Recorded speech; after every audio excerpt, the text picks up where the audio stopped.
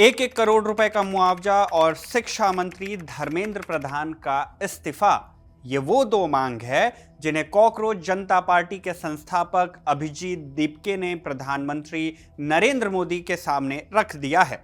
19 जनवरी 2026 की तारीख यानी दिल्ली के जंतर मंतर पर अपने दूसरे प्रदर्शन से ठीक पहले कॉकरोच जनता पार्टी के संस्थापक अभिजीत दीपके ने एक्स हैंडल से एक चिट्ठी पोस्ट की। कैसी चिट्ठी? एक ओपन लेटर। अभिजीत दीपके ने यह पत्र पीएम मोदी के नाम लिखी है। इस लेटर में अभिजीत ने देश में पेपर लीक और परीक्षाओं के भारी दबाव के कारण पिछले कुछ हफ्तों में 11 छात्रों द्वारा अपनी जान ले लेने पर चिंता जताई है। बताया है कि इन 11 में से तो 5 छात्र ऐसे थे जिन्होंने 48 घंटों के भीतर ही अपनी जान दी। अभिजीत का कहना है कि छात्र री एग्जाम और पेपर लीक के कारण तनाव में हैं।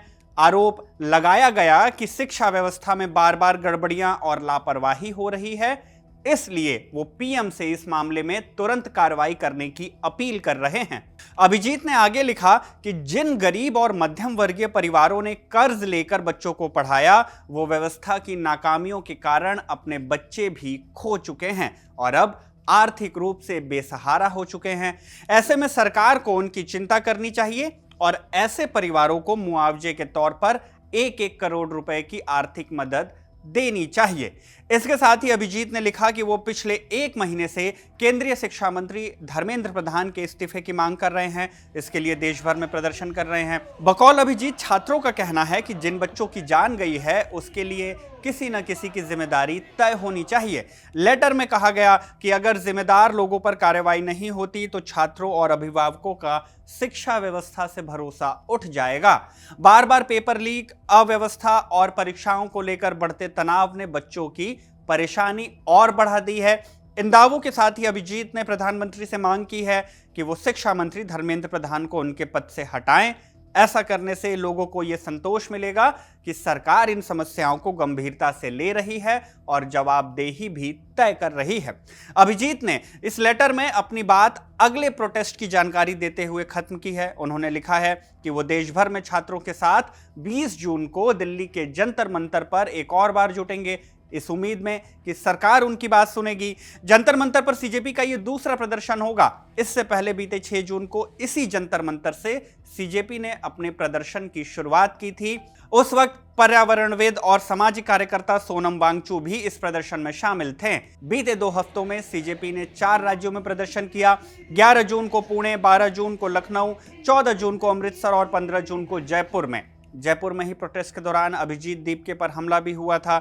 जयपुर में लोगों ने अभिजीत को कंधे पर उठा रखा था। उसी दौरान भीड़ में से कुछ लोग आ गए, अभिजीत के कंधे पर रखे गमछे को पकड़ा और फिर थप्पड़ मार दिया। पुलिस ने इस मामले में 5 लोगों को हिरासत में भी लिया था। हमला करने वाले राकेश गुर्जर ने दैनिक भास्कर से हुई बातचीत में बताया कि वो बीजेपी से जुड़े तो नहीं हैं, लेकिन आरएसएस का प्राथमिक शिविर अटेंड कर चुके हैं और आरएसएस का समर्थन भी करते हैं। राकेश ने कहा कि मैं इन जैसे देश विरोधी और टुकड़े गैंग की मानसिकता रखने वाले लोगों का इलाज करना अच्छे से जानता हूं।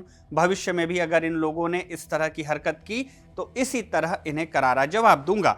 इस हमले के बाद अभिजीत दीपके की भी प्रतिक्रिया आई थी। उन्होंने वीडियो बनाकर कहा कि हमले चाहे जितने भी हों, सीजेपी का प्रोटेस्ट शांतिपूर्ण होता रहेगा। खैर, सीजेपी दोबारा देश की राजधानी दिल्ली में प्रोटेस्ट करने जा रही है। प्रोटेस्ट से पहले प्रधानमंत्री नरेंद्र मोदी को चिट्ठी भी लिख दी है। मांग वही है, केंद्रीय शिक्षा मंत्री धर्मेंद्र प्रधान का इस्तीफा और साथ में 1 करोड़ रुपए का मुआवजा जान गंवाने वाले बच्चों के परिवार को।